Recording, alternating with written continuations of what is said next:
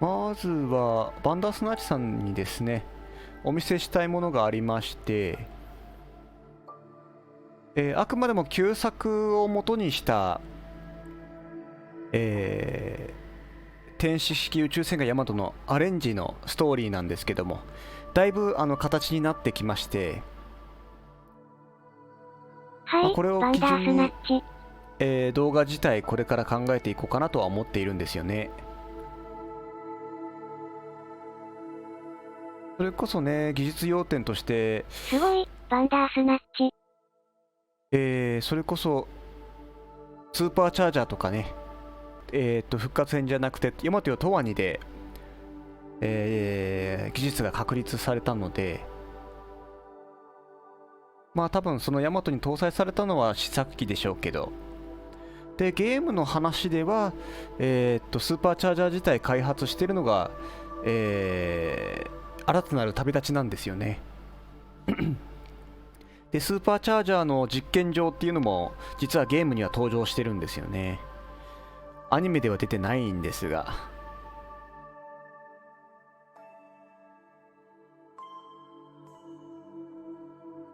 で、ヤマトのですね1作目イスカンダル編なんかこの、本編って書いてあるところ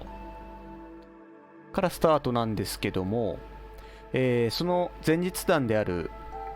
ヤマトを建造するまでの話ということで、実写版のですね実はもう、山口隆監督ではなく樋口監督の、案で大和建造までの話、発信するまでの話っていうのが、元ネタにありまして、それ自体の詳しい話はないんですが、そこから想像して、こんな感じで作りました。大和自体の、これからね、大和のドックの、動画とか作るんですけども、その基準になるですね内容ですね。ふむふむ、バンダースナッチ。以前も、生放送でお話ししましたけど、海底地下ドック、これ自体は多分ガミラス侵攻前からすでにあったものだと思うんですけども、優勢爆弾の資金弾などによって建屋が崩壊してドックの施設と、この時はまだ出雲計画なので出雲って呼んでますけども、大和と魔法ロバ、ゼル号艦ですねが露出する。で、魔法ロバっていうのもすでにとりあえず形だけですけどね、2199をもとに、あとグレートヤマトと、大ヤマト0号っていう松本零士さんの派生、漫画から、少しデザインを持ってきて、それこそ翼の生えたヤマトっていうのがですね出てくるんですけども、これが0号艦にぴったりなんですよね。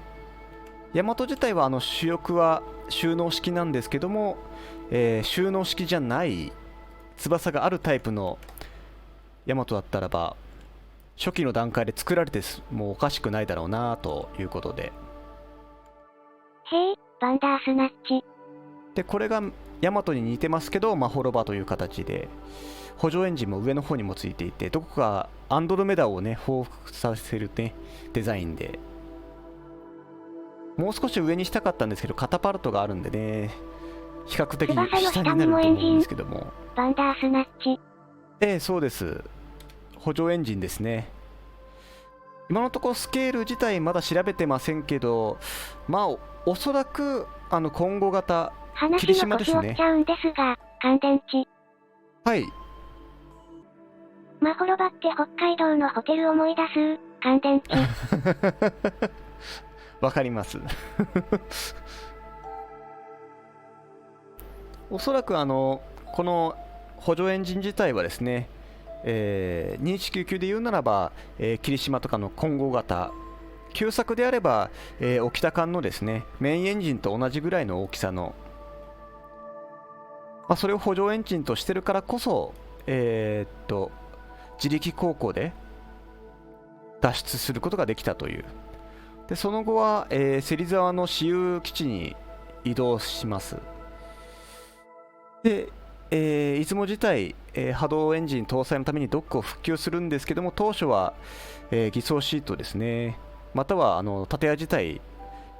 作り直すという予定だったんですが、ガミラスの、空母、十字空母ですね、ポルメリア級、こいつが近づいてきちゃったんで、直接偵察されると、作る大きな建物自体を全部作り直すのは時間ないですし、遮蔽シートとか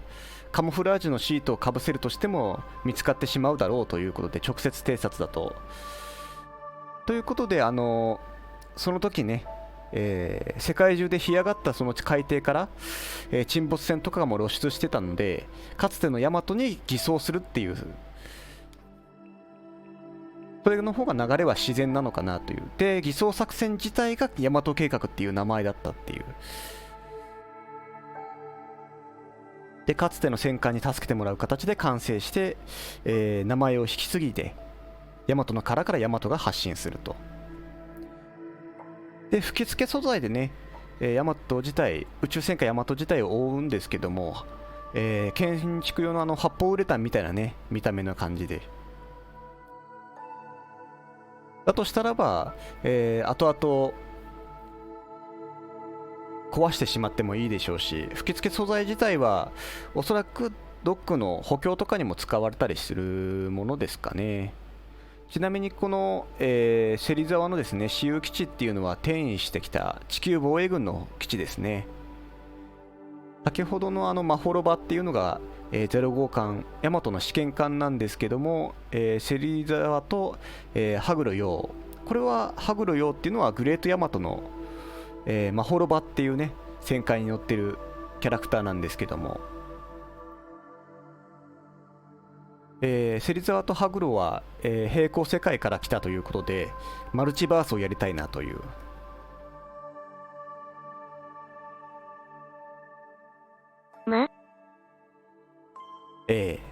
マジです。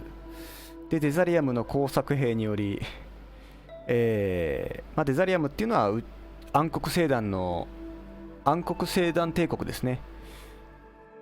もうこの時点で入り込まれているので、スパイがね、マホロパと出雲の建造時の写真を撮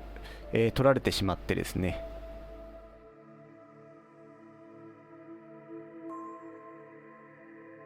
そのすり替えっていうのがイカルス計画のこれですね。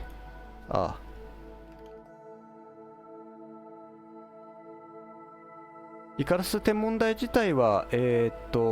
基地自体、上半分、開く形か壊すかで、下半分は残す感じの方がいいかなとは思うんですよね。で、すり替えで4番艦のキーに偽装して、ヤマトをこの中に入れると。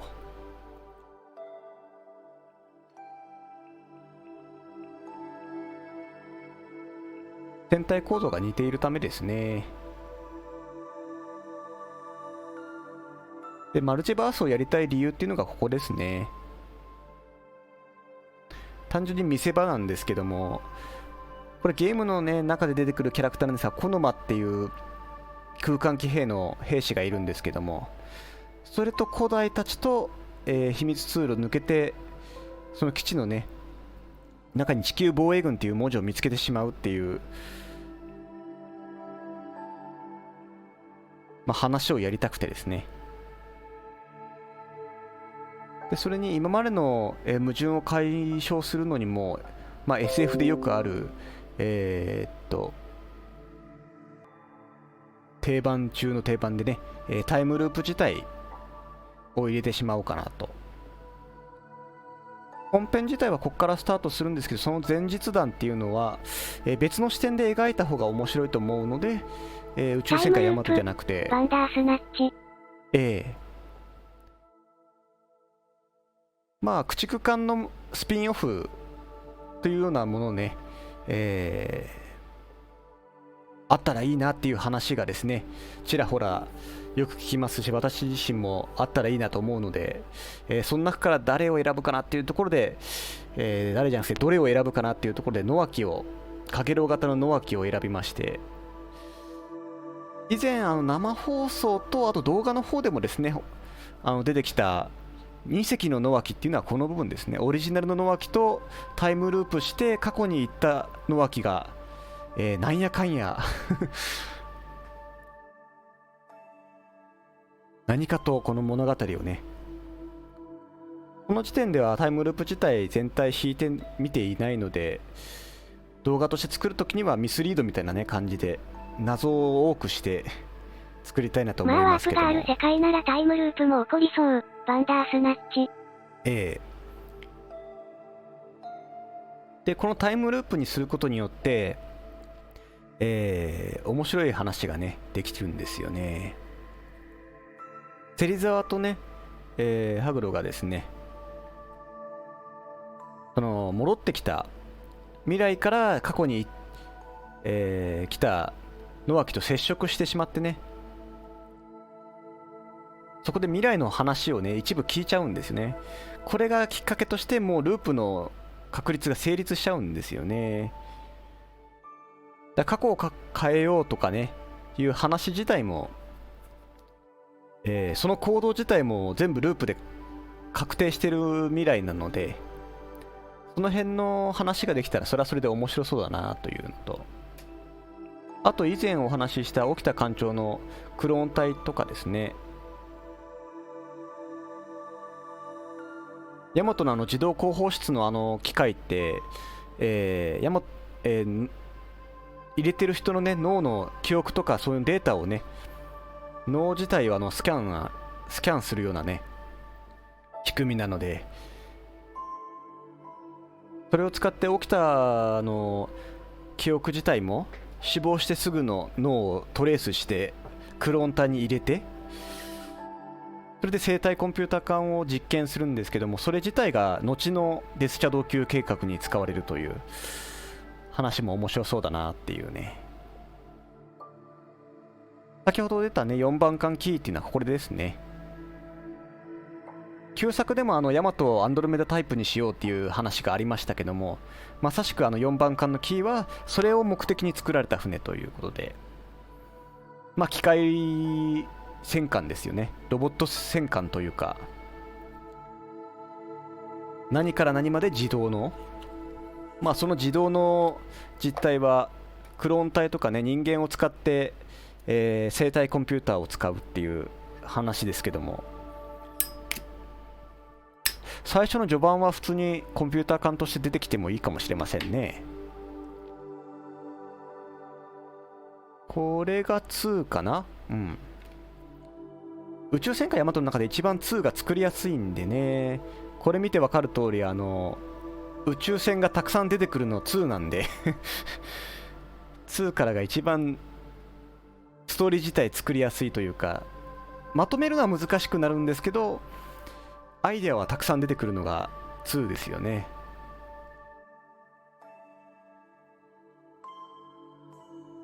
2代目カゲロウ型では土門の父親をカゲロウの艦長にして、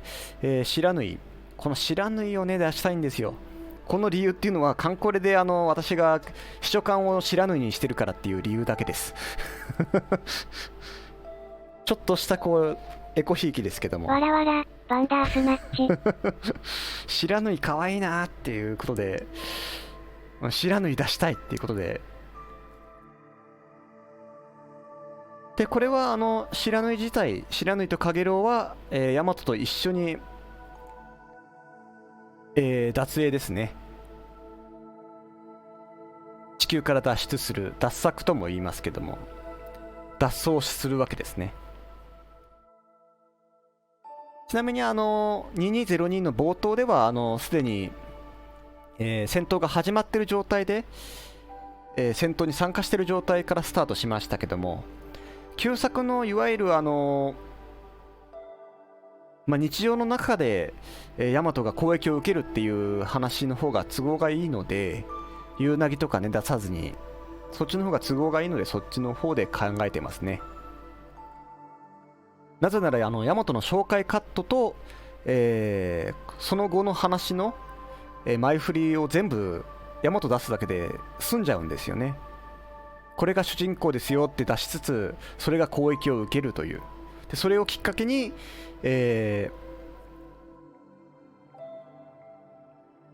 敵が近くまで来ているっていう問題点を解決しようとヤマト自体を盗むという。反乱を起こす場合には先にヤマト見せる方が、2202の冒頭では戦闘してユウナギ自体、確か第1話でしたかね、あれは。ユウナギが、取りこぼして、ユウナギとアンドロメダが取り逃がした敵を迎え撃つのがヤマトでしたけども、それよりも先にヤマト出しちゃった方が楽っていうことでね。でガトランティスもステルスギぐらい持ってそうなので、制空権じゃなくて制中権っていうんですかね、宇宙なんで制中権の中に敵が入り込んでるっていうのをね、主人公が先に見つけるという。この時点では量産型の、ドレッドノート級、主力戦艦とかですね、アンドロメダが、出てきているんですけども、その船は艦隊ネットワークとかを使って数を使って死角を潰すっていう方式だと思うので、レーダー自体の能力が多分ヤマトの方が上かもしれませんよね。もともとヤマト自体長距離航行で未知の空間を進む船ですから、特務艦なのでいろんなセンサー積んでそうなんですよね。だとしたらばギリギリ、そのガトランティスのステルス機を微弱にね捉えられそうな気もしますよね。ただそれは地球政府ではね、旧型艦だから古いレーダー使ってるからそんなもの見るんだとかね、ただの誤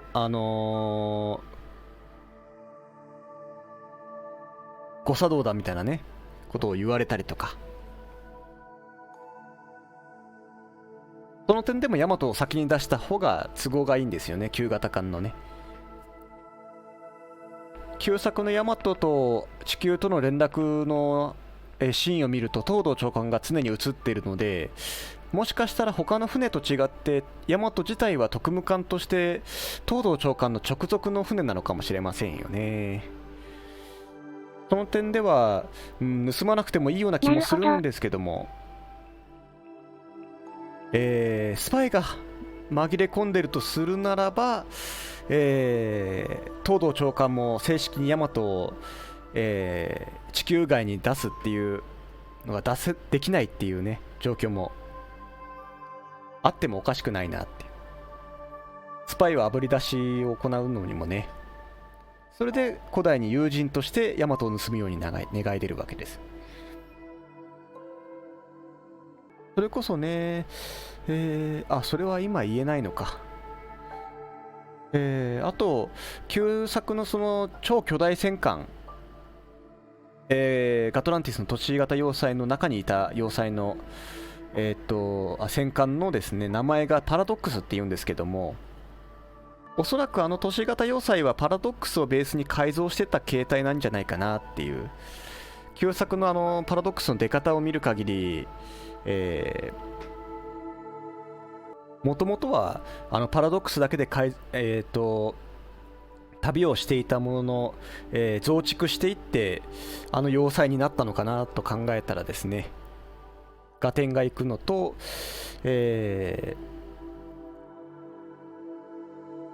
そのパラドックスを、都市型要塞として改造する技術とアステロイドシップの技術、これ旧作だと反重力艦能機ですね。その技術を応用したのがイカルス計画じゃないかなっていう、これですね。あとは2199でも次元先行艦 UX01 と、交戦中にですねヤマトが隠れるのに小惑星帯に寄り添うようにね隠れて敵をやり過ごすっていうシーンがありますけども、あそこのね小惑星帯にヤマトを隠すっていうところも多分イカルス計画の、発想のきっかけだったのかもしれませんよね。そう考えると旧作ってすごい伏線というか話の種に溢れてるんですよねふむ、バンダースナッチ。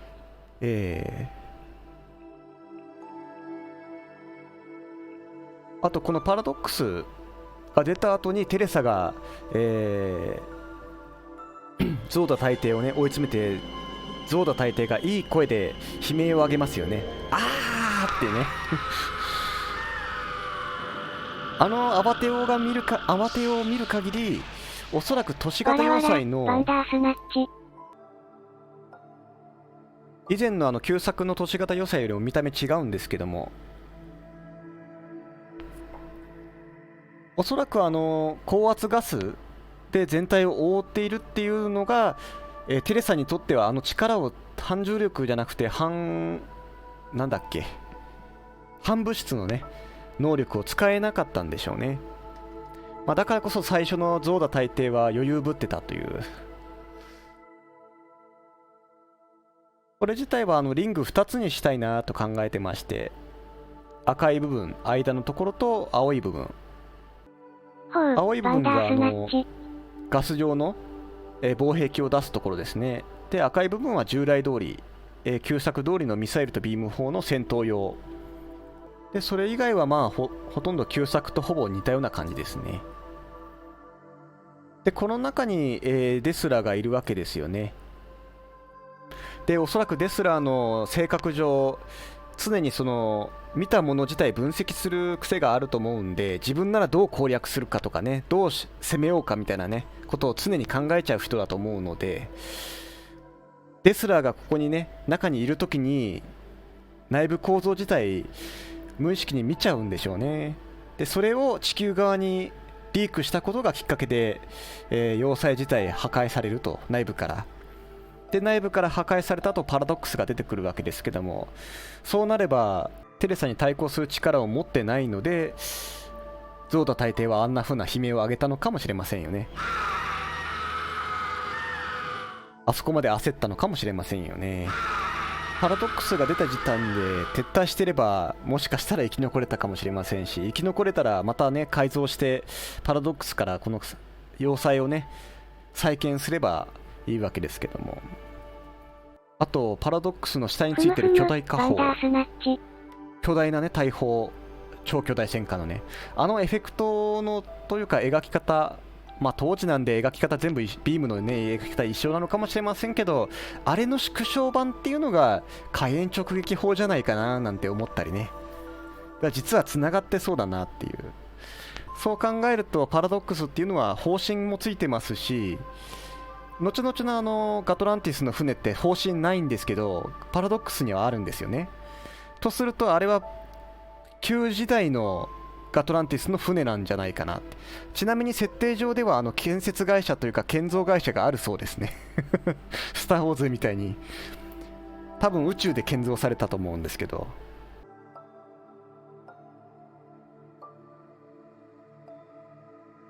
でプロトタイプだとするならば、後々のイルミダスって言ってガトランティスの親玉といいますか、本拠地である母星ですねの名前がイルミダスっていうんですけども、確か名前がね。でイルミダスでは多分量産型のパラドックスも出てきそうだなと。超巨大戦艦がね多分、方針ない状態での新型機が出てそうですよね、新型艦が。でそこではアポカリプスって言っちゃうな、アポカリクス級っていうですねバルゼの回転空母ですねの、防御膜を使うんじゃないかなと。でバルゼ自体この大型空母、無駄に回りますよね多分先ほどのねガス状物体っていうところでいうと、もしかしたらこれもガス状物体展開できる能力持ってたらそれはそれで面白そうだなっていう。正面からはガラ空きだけど側面のね攻撃を防げれば空母としては前線にね出張っていくことないと思うんで、十分防御力も増やすことできますし、そうすれば理屈としても、まあ、回転する理由っていうねところで、まあ、関西機をばらまくとかね、重力を発生させるとか、まあいろいろとね旧作の、突っ込みどころといいますかね、回転する理由っていうところではありますけども、まあ、個人的にはそのガス状の、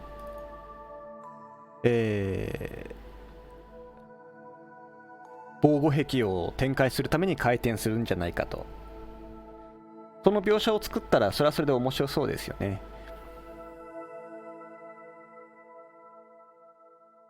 これ自体は今日の昼間ちょっと書いたんですけども、リングのね、かっこよさそう、バンダースナッチ。まあ、ちくわ小惑星のね、ちくわ小惑星って以前、書きましたけども、これですね。まあ、これヤマトですけども、筒状にね展開させたとしたら、多分こういう感じで、ガス状の物体がねできるんじゃないかなっていう。なので正面からはがっつりと攻撃されるんですけど、まあ正面向く必要もないのでね、宇宙空間なんで横向けたりとかしてね、側面の攻撃、あと完備、エンジン部分のねビームさえ防げれば十分脅威になりそうですし、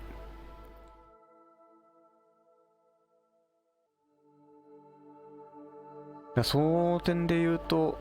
イカルスとあとデスシャドウ級出てきたんでね、プロジェクトのですね ABCD っていうのを考えていまして、 B はブルーノア復活戦で出てきましたね。で C はコスモゲート、まあこれイタリア語なんですけど、コスモっていうのは英語じゃないんですけども、とりあえず C で思い浮かぶのがコスモゲートしかぐらいしかなかったんで、で D がデスシャドウ級で、 A がですねアンドロメダかアルゴっていう形で、でこのアルゴっていうのはもともとスターブレイザーズでしたかね、アメリカで放送された時のヤマトの名前がアルゴなんですよ。でそれをちょっとね使いたくて、復活編ですかね、完結編がディンギル戦でここなんで、復活編以降でそれこそ2代目復活編のヤマトは心臓管の船なので、まあ、2代目ですよね。後々17代目宇宙戦艦ヤマトが出てきますけども、17代まで結構量産するっていうことを考えると、他のね日本以外でも大和型を作っててもおかしくないなってことで、アメリカのその日米、共同建造みたいな形でですね、アメリカでの、大和型っていうのでアルゴっていうのをね、それはそれではなんかねまたストーリーがね作れそうだなっていう、なんならアルゴで、主人公のそのストーリーを作れそうだなって気もしますよね。でちなみにねここに書いてあると思うんですけど、2520っていうね、未来編のですねヤマトの部分も実はこのストーリーの一連の流れの中に入っていまして、まほろばがですね暗黒星団帝国とのやり取りの中で、未来に行ってしまいます。野脇と同様に過去に行きたかったんですけど、タイムワープでね。だけど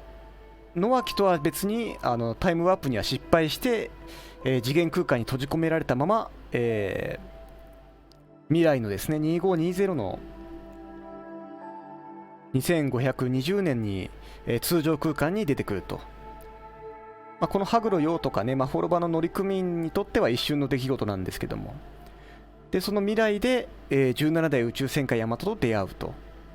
そうすれば後々の未来編のヤマトでね翼の生えたヤマトが出てきても、あれマホロバがきっかけになってできた船だからとかね、説明がつきそうですし、また未来でね、初代のヤマトよりも前の0号艦が17代宇宙戦艦ヤマトと出会うっていうのもまた胸熱な展開になりそうだなということで、こういう感じにしています。こういうのをねチャートをやってたらどんどん積み重なっていってですね、先ほどねイカルスの写真をお見せしましたけどもね、イカルス計画、これですね。ちなみにマイカゼとさざ波も、イカルス計画に参加しています。まあ、それが理由でデザリアムから狙われるわけなんですけどもね。それこそこの真田美桜っていうね、旧作では真田美桜として出てきましたけど、スターシャの娘のサーシャの方、名前をね、サーシアにするべきか、サーシャにするべきか、サーシャ2世にするか名前、ややこしいですよね、あれね。ここではスターシャ、ユリーシャ、スターシャ、サーシャ、ユリーシャ、ちっちゃい矢にして、成人組を矢にして、娘の方のサーシャをサーシアにしてます。ややこしくなるので。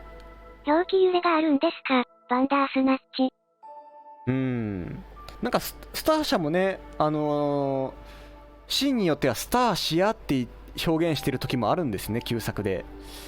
厳密な差分がないんですよね。言われてみれば、バンダースナッチ。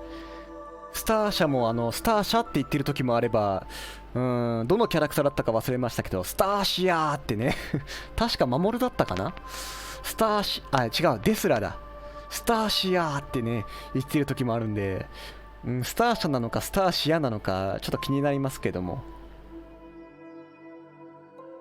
ここね、スターシアって言ってる印象 C、バンダースナッチ。そう、なんで成人組スターシアにしようかなと思ったんですが、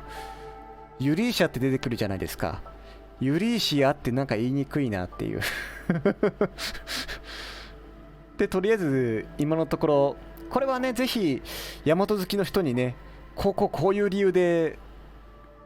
スターシャとかね、その大人組はスターシアにするべきだとか、スターシャにするべきだとかね、ヤにするかアにするか、ぜひ聞きたいですね、コメントとかでもね。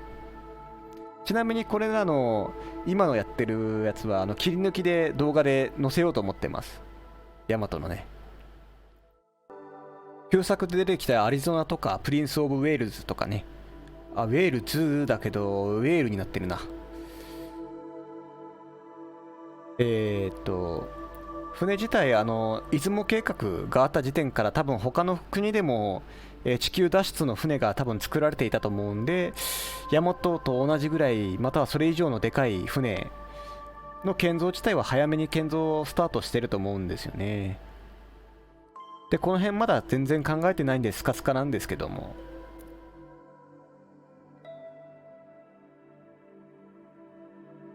でその点で言ってもやっぱりヤマト2が一番密度が濃い作品になるんですよね。あと大好きなね、白縫いが出てくるのもね、この辺ですし、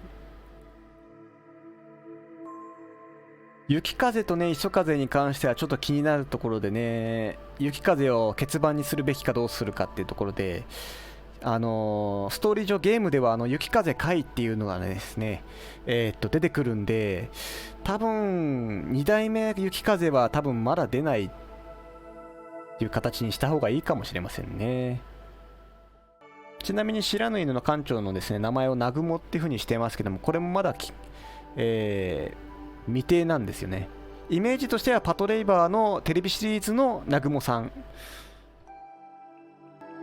あの人のイメージですねでそれこそ今このね、水色になってるところが大和と行動を共にする船ですね。かげろう白縫い、あと宝章、まあ混合型とほぼ同時期なので、見た目は多分、ドレッド主力戦艦とは見た目違って、主力空母とかとはねまた別の見た目のバンダースナッチ。ちなみに宝章はですね、ここですね、11番惑星で中波します中波しています。空間騎兵隊が11番惑星にいたんですけども、旧作で多分そこの惑星と他の補給基地行き来する船が絶対いるはずなので、その船の哨戒任務、その中域の哨戒任務含めて空母が必要になるので、多分配属されてるはずなんですよね。なのでその11番惑星の基地にいた空母砲将はナスカ隊によって、ここですね、ナスカ隊の襲撃によって、中破します。でその後、ヤマトが援護に来て支援を受けてヤマト隊と共に行動して、全体で今のところヤマト、カゲロウ、白縫、砲将の4隻で2を、物語を進むという形ですね。さらにね、巡洋艦クラスの今駆逐艦と空母なんで、駆逐艦空母駆逐艦2隻の、空母1隻の戦艦1隻なんで、巡洋艦か戦艦や駆逐艦か巡洋艦か駆逐艦を1隻2隻増やしたいんですけど、今のところまだ決めかねてますね。まあ中で選ぶとしたら、カゲロウ型の方か、または白露型、ここには書いていませんけどが大和隊に参加するっていうストーリーをやりたいですね。あとデスラーもクローンにしてしまおうかなと思ってます。後々のね、艦長として帰ってくるね沖田さんがクローン隊なので、デスラーもクローン隊にしてしまった方がいいかなと。なのでクローン隊技術っていうのも、地球軍の技術要点の中に入ってますね、2に。先ほどねタイムループの話しましたけど、ここでは書いてなかったっけか。スーパーチャージャーですね。このスーパーチャージャーもですね、このタイムループする上での重要なキーアイテムというかですね、ポイントにしたいですね。高次元空間っていうのを、武蔵が発見するっていうところでもね。あとハーロックも出てきますね。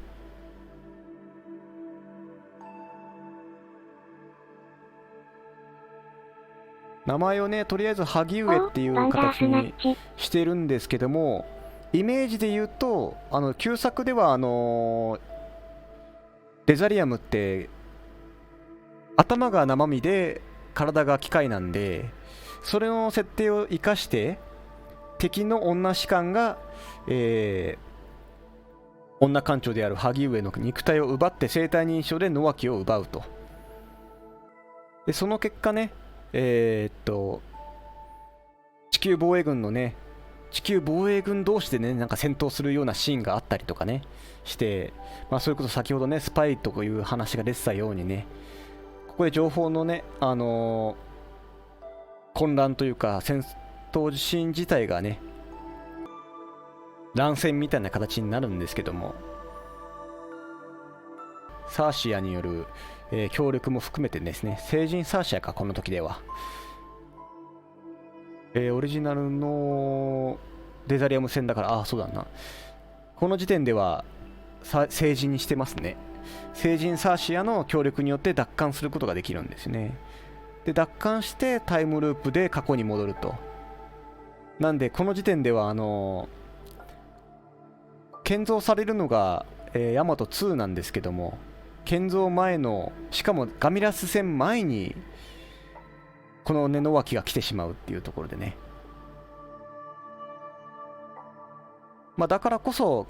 芹沢自身ガミラスにね勝てると思い込んだっていうところもありそうですし、その辺はまだ調整中ですけども、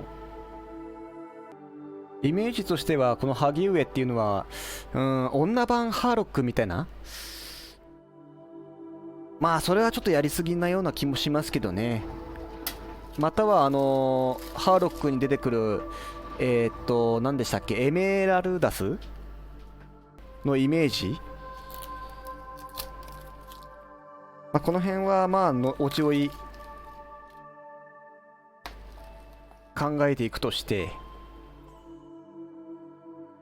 なのでここのね芹沢との接触もスパイによって写真撮られちゃうんで、ここでねまだ艦長にもなってない人物がこの時系列にいるというね、これはちょっと面白い絵が作れそうだなって気はしますよね。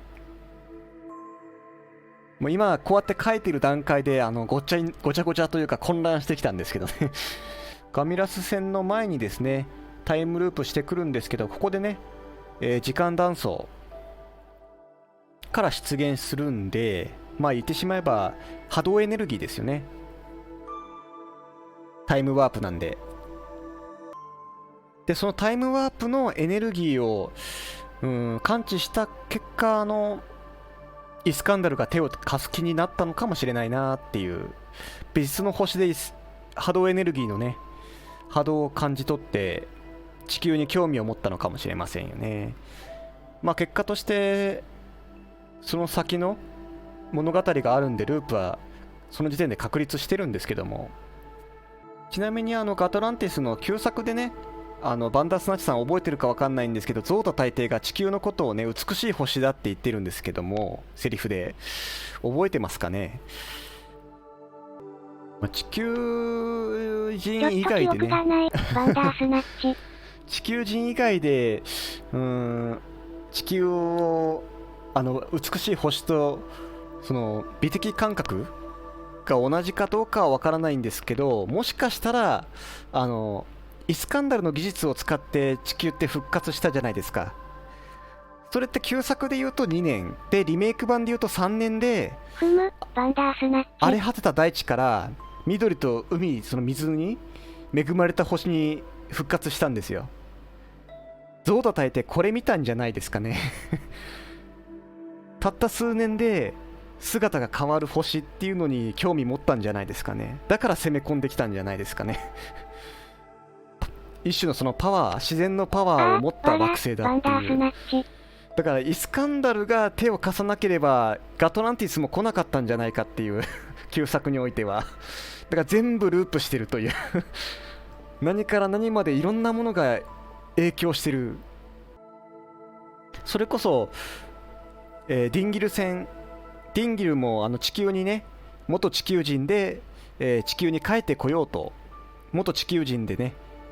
移住しようと、地球にね帰ってこようと、なしで見るとそう見えますね、バンダースナッチ、帰ってこようとするんですけども、もしも荒れ果てた大地、いわゆるガミラス星の段階だったらば、ディンギルの人たちも多分地球に帰ろうと思わないですよね。もしもそれを観測したらば、あそこの星はダメだっていう。とするとイスカンダルが手を貸してしまったことがきっかけで、ガミラス以外にもねいろいろとガトナンティスもね、ディンギルも、場合によってはボラーもね、あとはデザリアムもそうですよね。暗黒星団帝国もね、旧作では肉体、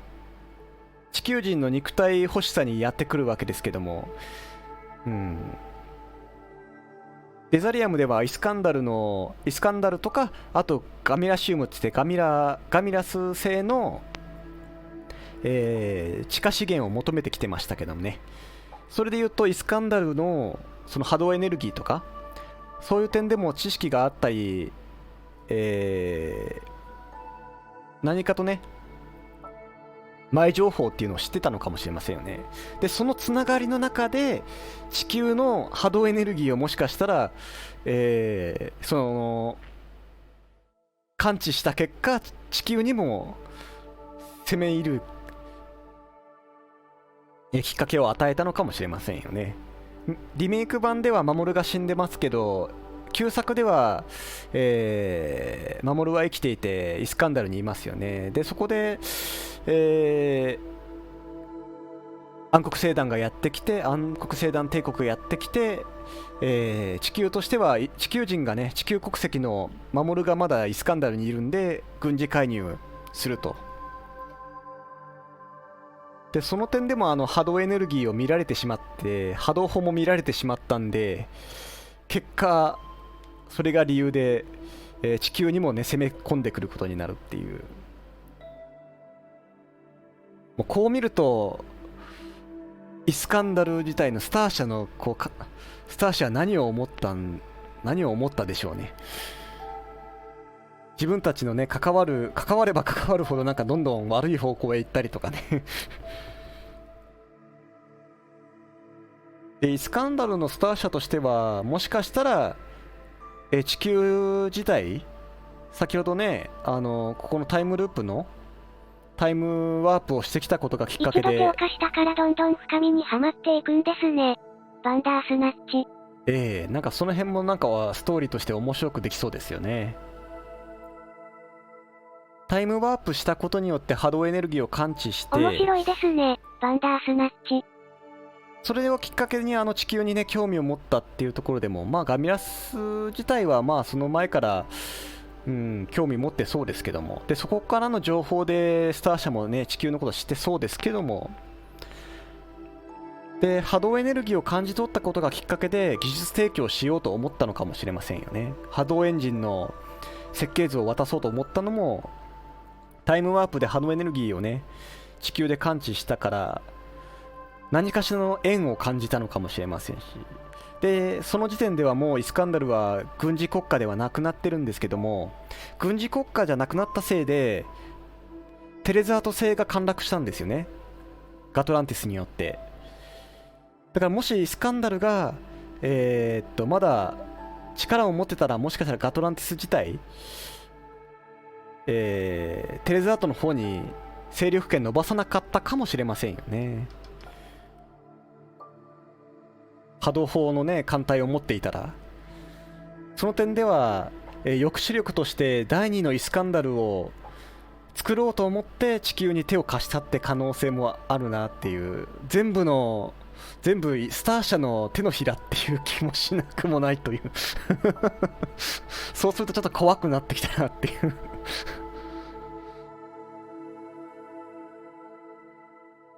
ああ、バンダースナッチある意味イスカンダルの道をたどっているというところではスター社の狙い通りっていうところも気もしなくもないという、第2のイスカンダルがで宇宙戦艦ヤマトの主題歌のイスカンダルへはるばる望む宇宙戦艦ヤマトって、はるばる望むっていうのは第2のイスカンダルへ地球が向かってってるっていう意味合いに聞こえてきたっていうこれは私自身の考えですけどね、勝手に無理くりつなげてますけど、バンダースナッチ。はるばる望んでるのは単純に単にイスカンダルに行くっていう意味じゃなくて、地球自体がイスカンダルになれっていう悪魔の太陽系を中心とした抑止力のね、なんかそういうところを考えてたら、なんかどんどん話が膨らんできたというね。でこれを動画にしないといけないんですよねとりあえず先にですね壮大だな、バンダースナッチ。一部分、例えばそのスピンオフの駆逐艦でいうと不知火、私の秘書官不知火まあ秘書官だった、今はもう艦これやってないんでね、しばらく手で放置した状態なんで全然やってないんですが、艦これ自体秘書官にしてた不知火と野脇の一場面、この中のね、あとは大和自体の名場面というところですかね。それこそね、17代宇宙戦艦ヤマトとね、マホロバの部分とかで、一応今予定しているニコニコとYouTube の方で予定している、次回のヤマト動画がヤマト建造ドックについての動画なので、多分ここですね。これを動画にします。ただそれをやるとね、マホロバを出さないといけなくなってね、先ほどの写真で見せたマホロバですね、こちらマホロバを見せるとなるとテリザワとかハウロも出さないといけなくなるか、だとするとこの辺の話をやらないといけないかとかね思ったんですけども、まあこの辺はちらっとね紹介するだけで、動画自体は多分以前、ポルメリア級のですねこちらのですね、モニターグラフィックスのように、半透明の、青色のですねグラフィックに、ワイヤーフレームを重ねて、なんかシミュレーション画像みたいなね、アニメとかでもね、宇宙戦艦ヤマトのリメイク版でいうと七色星団の突入時に確か作戦会議室で、3D モデルというかね、立体地図にね出てましたけども、ああいうイメージでね動画作れたらなっていうところですね。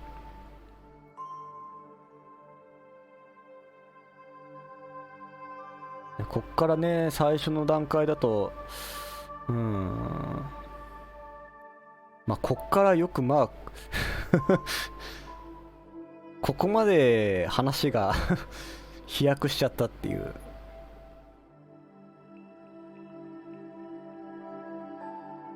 あとゲーム版ではデスラーの、妻と娘と、あとシーナというキャラクターが出てくるんで、その辺の話もねやりたいんですけども、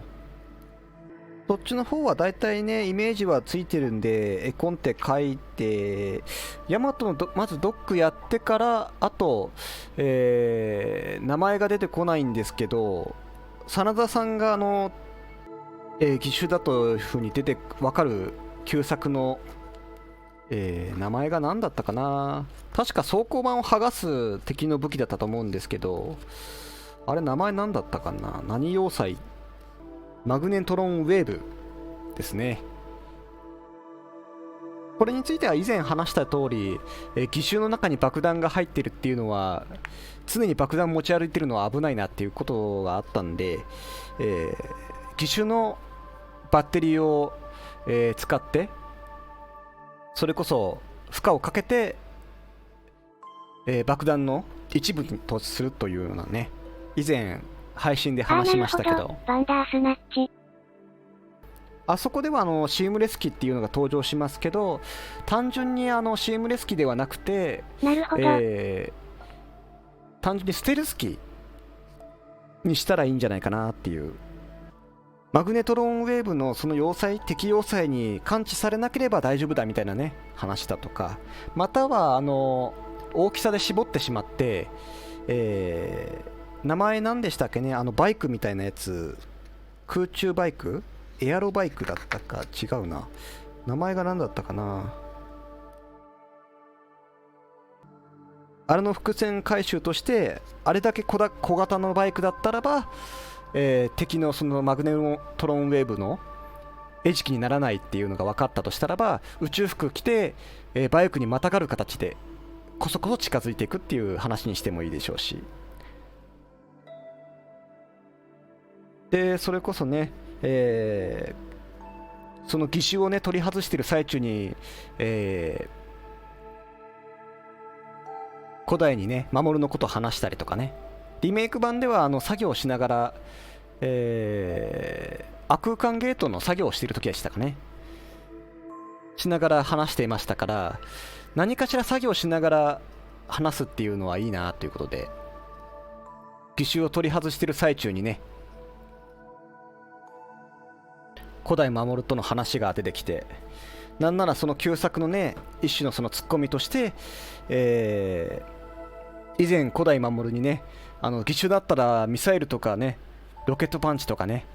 爆弾ミサイル搭載したら便利じゃないかなんていう話をね守にされたけど、爆弾いつも持ち歩くのかってね真田が冷静に突っ込むとかね、そういうやり取りをこう古代に進むに話したりとかで、そんなことを、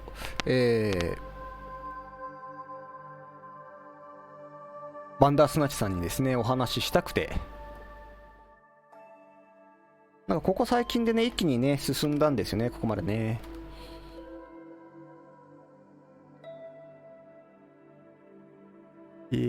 これはやったぜ。はい、とりあえず今のところのこの部分までを、放送のですね切り抜きとして動画としてあげようかなと思ってます。多分その時にはパラドックスとかね